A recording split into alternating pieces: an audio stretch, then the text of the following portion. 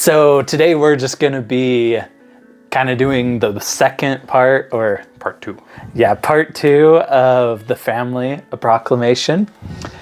The first time we only got through like 2 little sections paragraphs of this huge out of article. like 9 or something. So we'll see how far we get today.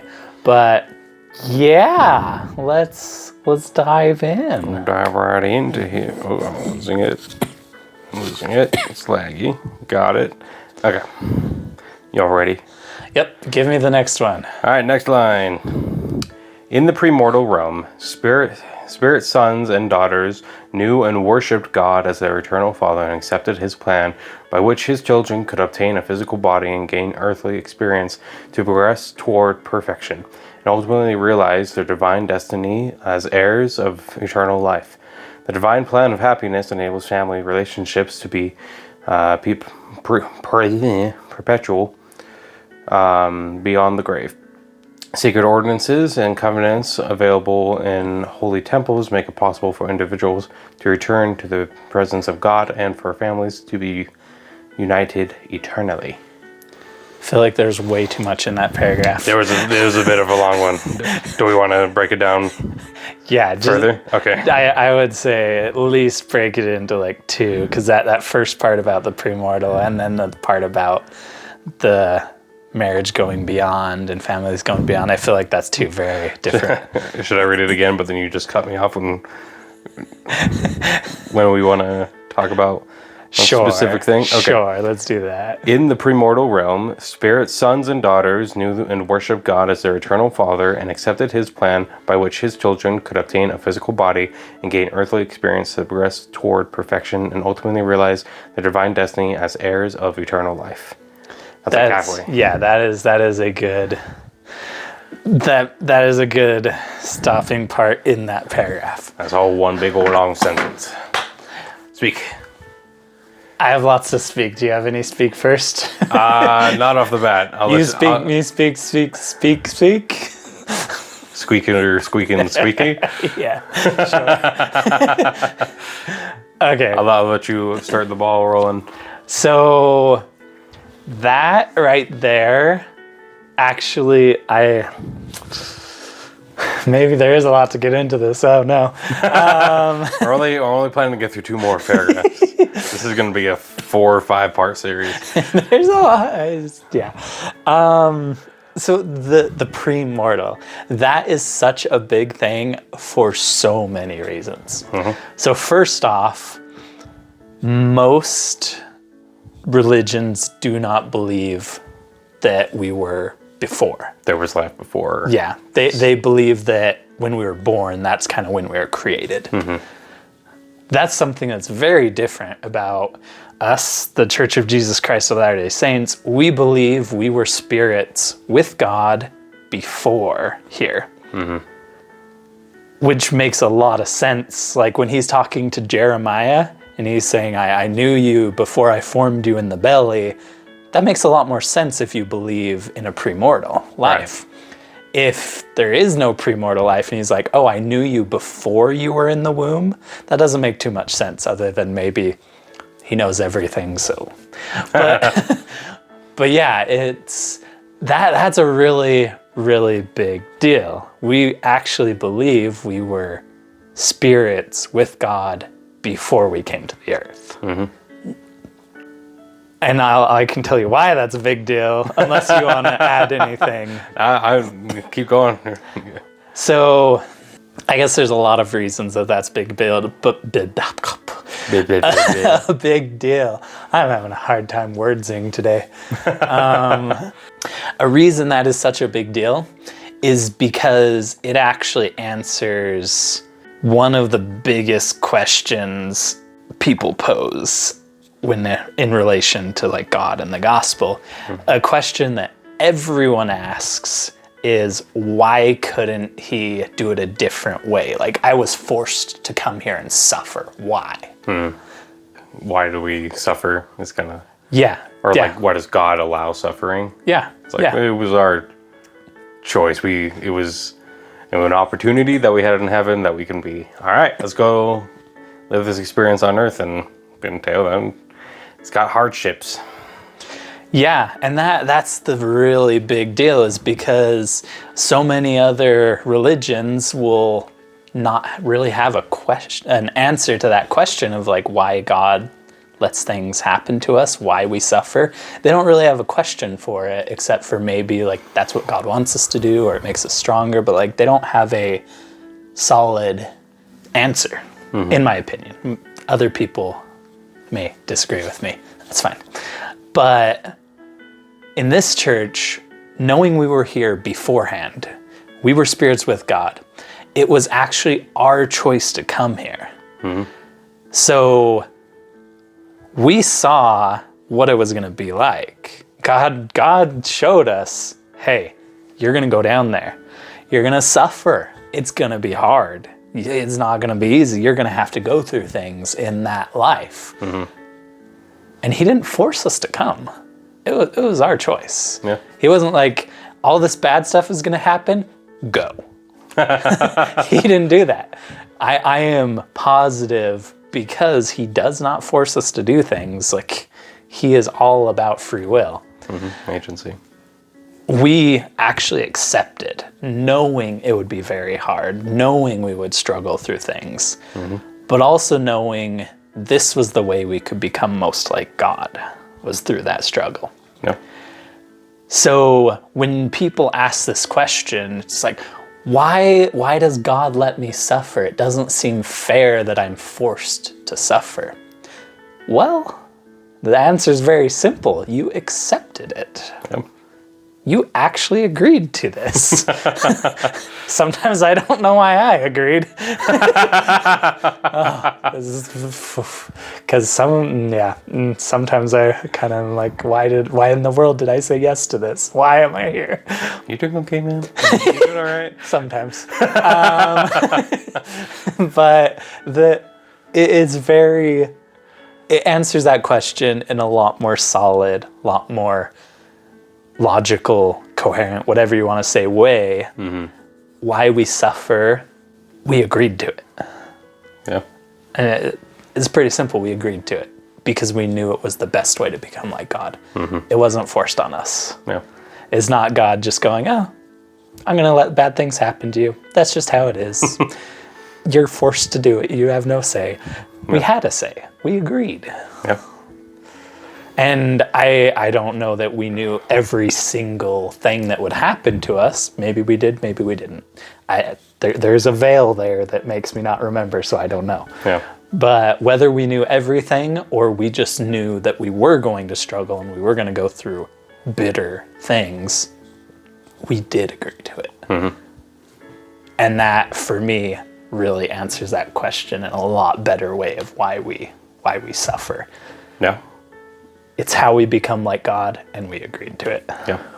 Yeah, I think I have a hard time, or I've had a hard time being able to explain why we suffer when it comes to people, because people ask that question a lot, and I'm very preachy, and so I talk about this a lot. And they're like, why do we suffer? And I'm like, I got an answer. Got an answer. So it's honestly reassuring knowing that we chose to come to Earth prior, because it was like, okay, we made this choice to come here. It's just, to me, it's at least reassuring in a lot of ways. And at a point, I lost it. I'm not sounding very coherent right now, but it's fine. Yeah, it's very important. It's very important that we were with God before it, because it changes everything. It does. It changes significantly. It changes everything.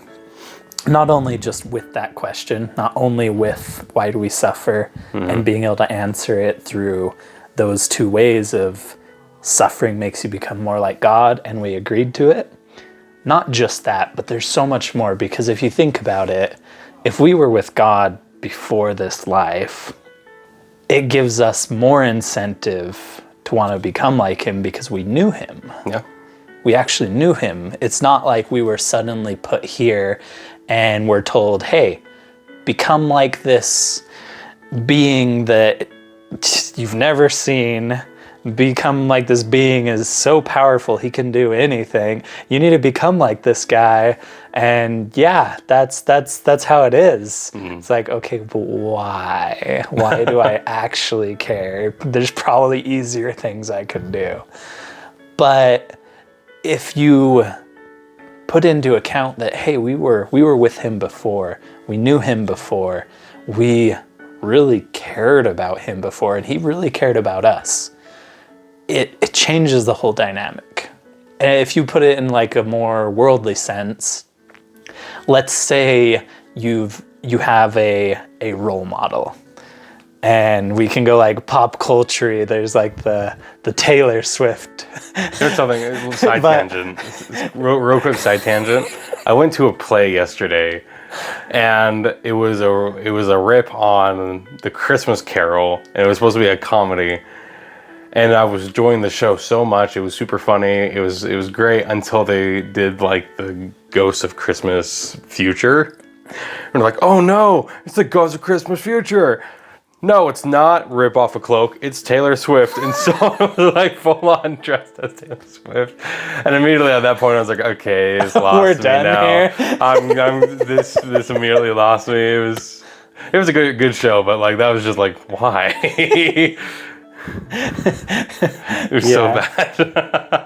No,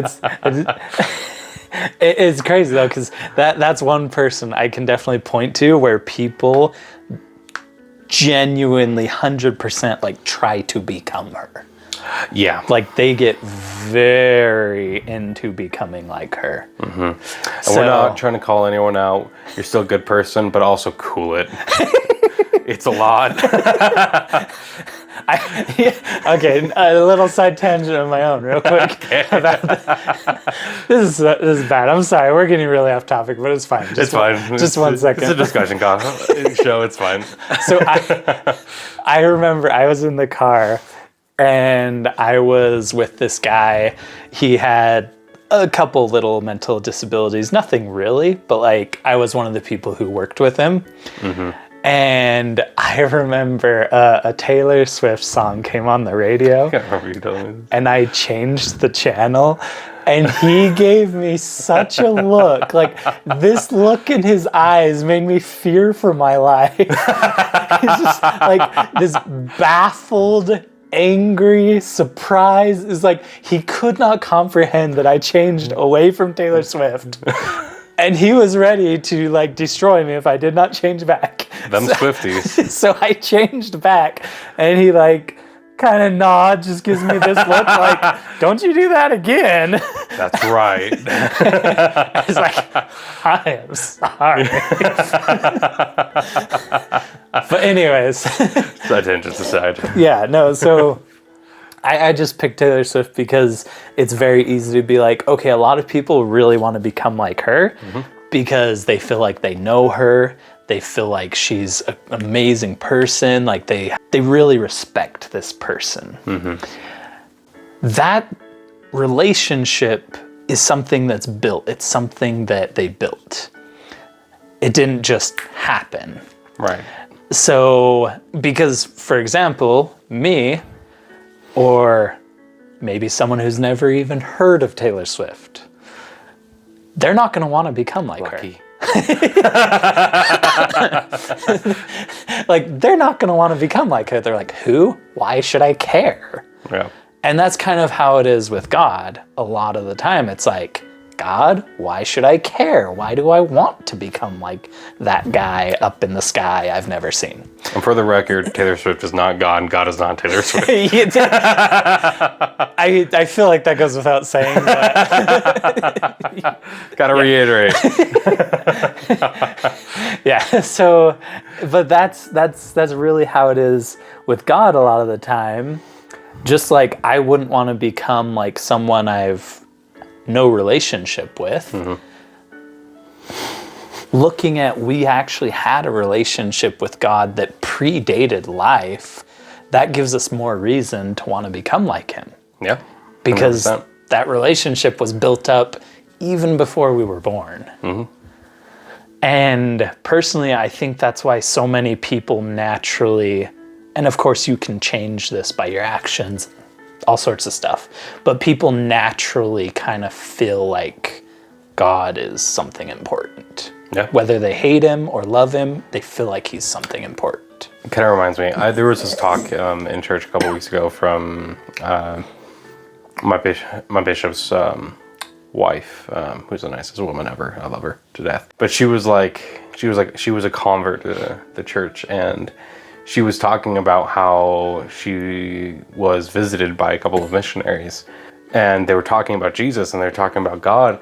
And when they'd left, she had that impression on her brain of just like the feeling of loving, and like, I guess just like how familiar, I guess, that feeling of love is. And she said it in the best quote ever is, she was like, I think I have a crush on Jesus.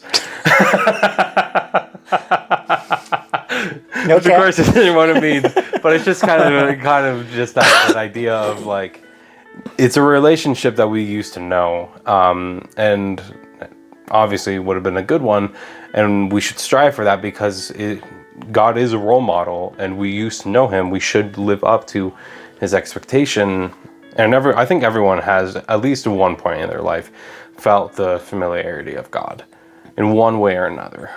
At least I hope so. I definitely have, even while I was away from the church.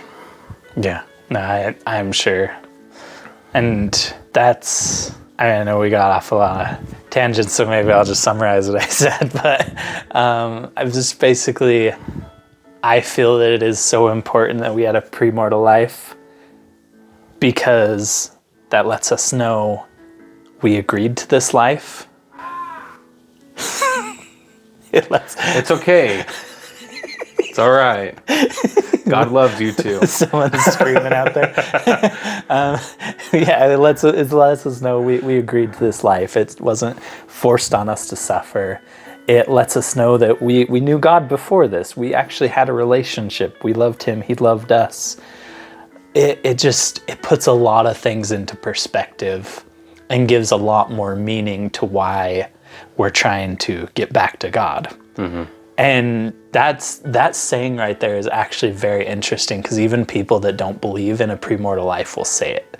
They say, I'm trying to get back to God. Mm-hmm. It's like, how are you getting back to him if you just were born and that's when you exist? That's when your soul ignited. So I think a lot of people deep down kind of believe it, but they don't realize it. Mm-hmm. Because yes, we are trying to get back, and you can only get back if you were there already. Yeah. So it just puts a lot of things into perspective. For me personally, helps with some of the questions that lots of people struggle with. And yeah, I think it's important that we were actually with him before this life. He knew us before this life. Yeah. It gives him more reason also to love us and help us, because he knew us before. And I mean, some people would argue that doesn't matter. Maybe it doesn't. But yeah. Yeah. Okay, that's wrapped up pretty well. Any other thoughts about the premortal? No. I think we covered it. All our side tangents and everything. Yeah, we had some side tangents. I brought up the wrong person. How dare you bring up Taylor Swift? All right, well, the second part. Second part of that one paragraph that we spent 20 minutes talking about. This is really going to end up being like a 4-part At least a 3-part, I'm sure. Unless the next ones are like... But yeah. All right. Next part of the paragraph. The divine plan of happiness enables family relationships to be perpetuated beyond the grave. Sacred ordinances and covenants available in holy temples make it possible for individuals to return to the presence of God and for families to be united eternally. Why don't you start us off on this one, since I did the last one? I'm unprepared. Look it over. Just giving me your reaction. Whoa! That's a reaction? I guess. Yeah, because did you know that like other religions, they don't teach that families are together after this life. Oh yeah, 100%. When I like even other like denominations of Christianity, like it's this life and that's it. That's like it's even believed that when you go to heaven, you have zero relationship with anyone that you knew here on earth, and it's only with God and Jesus. And I would argue that that's not true, according to this, and also just various passages from the Bible, which I don't know off the top of my head. We are together for eternity. Every single one of us, along with Jesus and God, we are together for eternity through sealings in the temple. You can get sealed to a spouse. You guys are sealed together for eternity. That, I think, extends here on earth. You are sealed to them here on earth, kind of just by blood or whatever. But in heaven is also, you are always around your family.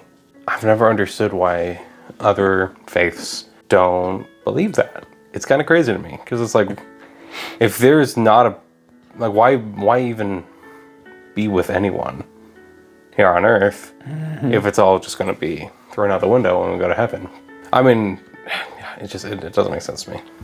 No, I completely agree. If there was nothing bound together after this life, that wouldn't make a lot of sense, because why is there so many scriptures and so many things the Lord says about cleaving to your wife and being good to your children and all of these things? Why none of that would matter, really? Because if we don't know them, if we're not really with them after this life, like what point would there be? Like you said, what point would there be? Yeah. Why should I have a family? Why should I care about all of these other people around me? Why should I be good to my neighbor if there's no relationships? Yeah. I mean, I guess carry it over. Yeah, I guess you could argue, well, just to not create suffering. Yeah. And like Jesus. That's a fair argument, but all the stuff, especially about the family, about wives, about children, that stuff really wouldn't make sense if we're just separate forever. Yeah. Like, why would there be so much? I mean, the very first thing Jesus did when he created the earth was he gave Eve to Adam. He put them together. Why would that be so important if they're not going to be bound? Mm-hmm. And again, I guess you could say, like, don't create suffering, you have to create children, that type of thing. But it really just doesn't make a lot of sense to me why our good, pure relationships wouldn't extend into the next life. Yeah. And I mean, if you look at like what we're talking about here, the sealing power is the same power that was given to Peter. Peter was given the power to seal on earth, and it would be sealed in heaven. Yeah. So that same power is used now in temples to seal families on earth so that they will be sealed in heaven. Mm-hmm. It's the same power being used for the same type of things. And yeah, it could probably be used to seal other things, but it is specifically that I know of used for families. Yeah. I mean, if you really wanted to seal Sparky with your family too, your dog. I am not going to touch that. But relationships would be meaningless in this life if there wasn't more after. Yeah. So it's actually really sad to me to think about, because that's one of like the saddest things. Relationships would just hurt you. That's all they would do. Yeah, 100%. Because eventually they're going to end. Yeah. I don't think I could say I've been romantically in love. I've definitely loved people not romantically. Right. And thinking about those people just becoming strangers all of the sudden, that's It's not a very happy thought. And there's something specifically about that, and that's what heartbreak is this, like, if you have whenever you lose someone or you lose a relationship with someone, it hurts. It hurts on a deeper level than is just like an on the surface emotion. It hurts the soul, I think. That's very closely tied with God. Why would we hurt in such a deep and personal way if this isn't something that's actually meaningful and important that God may have intended for us to feel? That's such an important thing there, because especially those of you who have found that one you want to be with for ever and always. Lucky.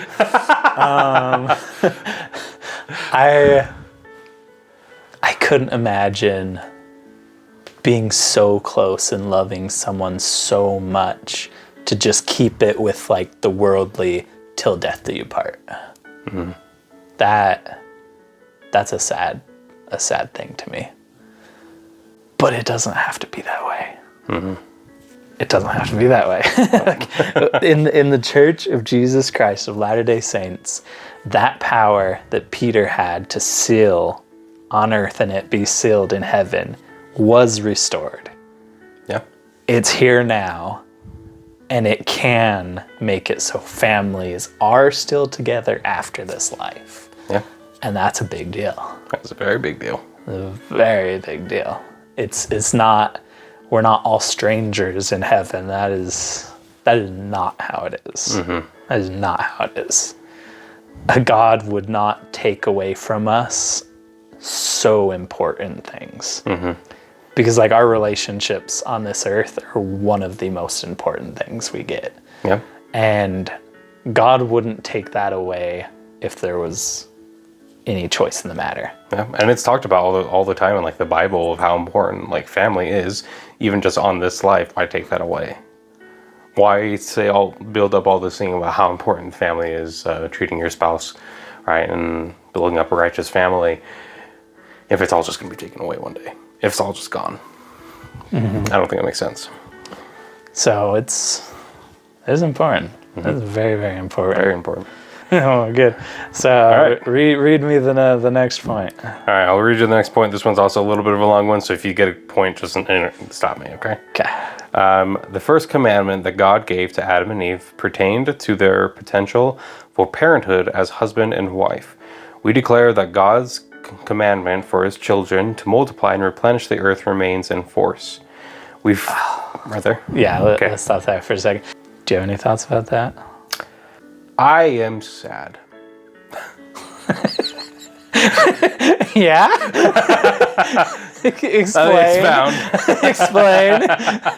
It is honestly, I think that's one of the greatest gifts that we have here on earth is the opportunity of parenthood. And it breaks my heart that people are losing that side of life. I think it's a gift that everyone could have, and well, most people could have. And it breaks my heart. That's the thing that's losing its volume. It's important. It is incredibly important, and it breaks my heart that so many people have lost sight of how important it is to have that connection with a child, your own child, and filling that role of a parent. Starting this one off really depressing, but no, it's so. I have multiple thoughts about this one. First, I do understand the mentality of how children just don't seem super important anymore. I understand that because in some ways, maybe it's because of cultural things I've watched, maybe it's other things. Like to a point, I do understand it. My roommate. That was him upstairs. He's playing a game and doing. And anyways, like I understand because in some ways I feel the same way. Like, and maybe for different reasons. Like Personally, I am more along the lines of I don't super want children because I don't feel like I would be a good father, is kind of how I feel. It's not that I'm like, oh, kids are not as important as other things. It's just like, no, I wouldn't make a good dad, so I don't really want kids. That's kind of how I feel. So I do understand the sentiment of like my career or my education or my fun or whatever it is more important than having kids. I understand, but I also don't agree with it. Even though I kind of feel that same way, I don't agree with it. Like if I was married, even though I don't feel like I'd make a good dad, even though I'm kind of on the fence about even wanting children at all, I wouldn't say no to children.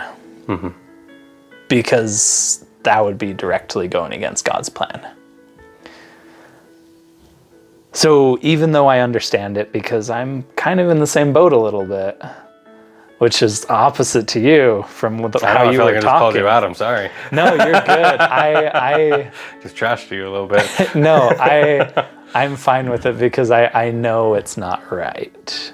Like the mentality I have, even though I feel one way, I know it's not right. So I am perfectly fine getting called out. All right, good. You're wrong. No. I am wrong. You are correct. I am very wrong. No matter how I feel, I'm wrong. But that's why, like I said, I don't agree with it. Even though I personally am like, I don't know if I want kids because I would make a bad father. I still do not agree with the sentiment that children are not important. Children are not as important as other things. If you look into the past, children were more precious than gold. People would give up almost anything for children.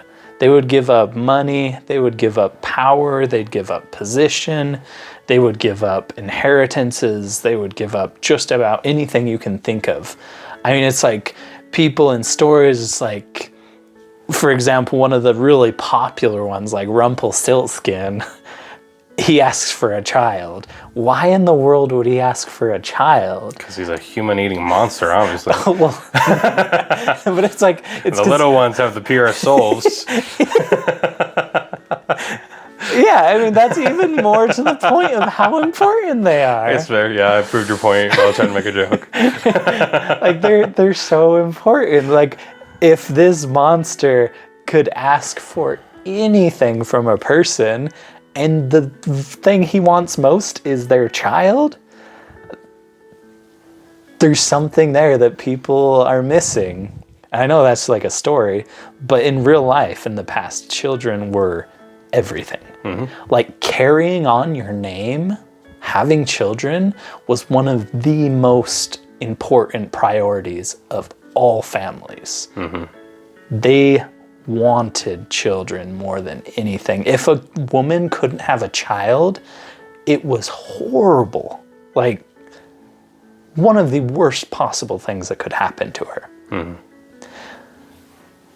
But it's opposite nowadays, where children are put off sometimes forever because people just don't see the value of children anymore. They don't see the value of having children. And it's not okay. It's not okay because that commandment, even if you don't see how important children are, even if you don't care to have children, even if you think you'll make a bad father or a bad mother, just like I think. Don't worry, you'd be good. No, you stop right there. Go home. Anyways, even if you think those things, even if you feel inadequate, even if you don't see the value, if you want to actually follow God, that law is still in force. He never came and said, okay, guys, you know that law I gave about multiplying and replenishing the earth? Yeah, stop that. God never came and did that. It was like a factory thing. We're getting too many orders. Too much. We're We're gonna recall a couple of those, okay? Yeah, no, that did not happen. God never took that law away. Yeah. That commandment has been in force since Adam and Eve. Mm-hmm. It's still in force today. And I understand there are certain circumstances for certain people. Maybe you're infertile, something like that. And I don't mean to make that person feel bad because they just physically cannot have children. That's different. I think that is entirely different because it comes down to whether or not you actually... It's not just a mindset thing. It's not like, oh, I don't want kids because they're an asshole, they're annoying, or they're loud, or whatever.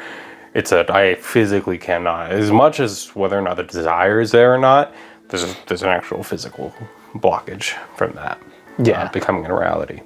So I'm not saying to those people, I'm not trying to make you feel bad. I'm not like, you should be keeping that commandment, but you can't. Like, I'm not saying that. Mm-hmm. But for people who are physically able and they are in a marriage where they can have children, they should have children. Yeah. That's something God has asked us to do. Yeah. And I'm sure for some people that's a really hard ask because of... It definitely can be. Yeah, because the way we've grown up, the way we think, where our priorities are, it could be a very hard ask for some people. Yeah. Where some people are just dying to be a father or a mother. Other people, like me, are very leery of it. People like me, even if we have those holdbacks, we can't let them hold us back. Mm-hmm. If I was in a marriage right now, I would not be telling my spouse, no, we can't have children. I don't want children. I would not be saying that because that's literally going against God's plan and God's commandment. Mm-hmm. It is still in force today. Yeah, it's that topic is kind of charged for me because, like I said, I am on two sides at once because I don't really want to keep that commandment, but I want what God wants more than I want. Mm-hmm. And if I'm physically able, I'll do it. Yeah, it all comes down to, what scripture is it? Matthew 7 verse 14, I think. I could be very wrong about that, but it's, if you want to follow in the way of the Lord, pick up your cross or deny yourself, pick up your cross and follow him. I think it always comes down to that is you got to be able to, a good skill, and it's not just, doesn't just apply to this, it applies to a lot of other aspects of your life, is being able to deny yourself to be able to walk in the way of the Lord. I think that's something that is very important. I think it's a very good attribute to pick up in your life, and I think you're portraying that pretty well. Being able to deny yourself, even though maybe personal conflictions are maybe getting in the way of that. Yeah, I think that's how it is. And maybe it's not specifically this commandment. Maybe there's other commandments. We all have that in some area. Yeah. I don't think there's a single person in this world that is happy to keep every single commandment. It's hard. It's sometimes some commandments are hard. 100%. So, just like someone can keep another commandment they don't want to, I'm kind of the same about this commandment. Mm-hmm. And of course, I've not been fortunate enough to find a spouse yet, but if I were, I would keep the commandment even though I don't really want to. We should get you a flyer. Put your face on a flyer and be like, have you seen me? No? Have you seen this man? Have you seen me? No? Here's your chance. Take a little tab with your number on it. Oh my gosh. I would get murdered. I feel like it'd be a bunch of kids calling in and be like... Anyway. Oh, jeez. I was just imagining all the things that could go wrong with that. Yeah, so many things. But you never know. You never know. Love finds a way in the weirdest situations sometimes. Yeah, you're right. Anyway. let's do the next one. Okay, where did I stop? Let's see. First one, I'm going to get children to replenish the earth. Okay. The second part of the third paragraph, fourth paragraph. Oh, jeez. I know. We're only going to get through another 2. Don't worry, the next paragraph is one sentence, so we can get through that one easily. Okay. Maybe. We further declare that God has commanded that the sacred powers of procreation are to be employed only between man and woman, lawfully wedded as husband and wife. I don't know if we'll get to that next paragraph. This one is kind of big too. All right. Well, There's so much. I feel like there's a lot to unpack just in that little bit. I feel like the last time I read the Family Proclamation, there wasn't so much in it. Well, Maybe just because I'm talking. I don't know. Talk to me. What do you think? I think we got to take this apart even further than what was already, and just. Well, I guess it's kind of reiterating what we kind of talked about in the first episode with the first paragraph, where it first says Between a man and a woman. Yeah, but we have already talked about that. we talked about that. So what it says here is the powers of procreation are between a wedded man and woman. Mm-hmm. So let's offend some people. you suck. Well, don't call them insults. Just tell the truth. I thought I was. Love you guys.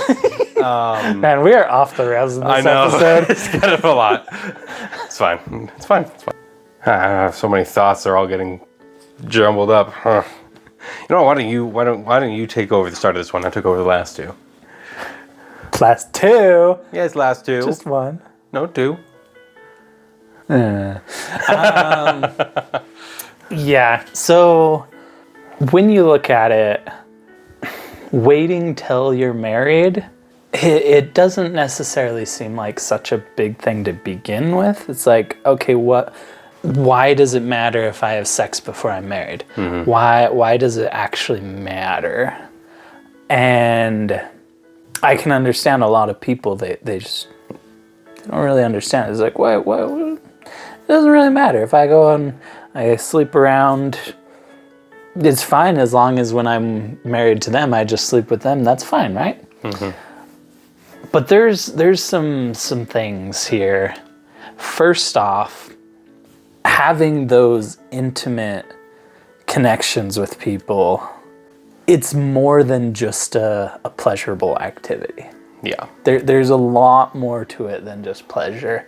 And the way we were created as human beings, that act creates bonds. Mm-hmm. It creates ties. 100%.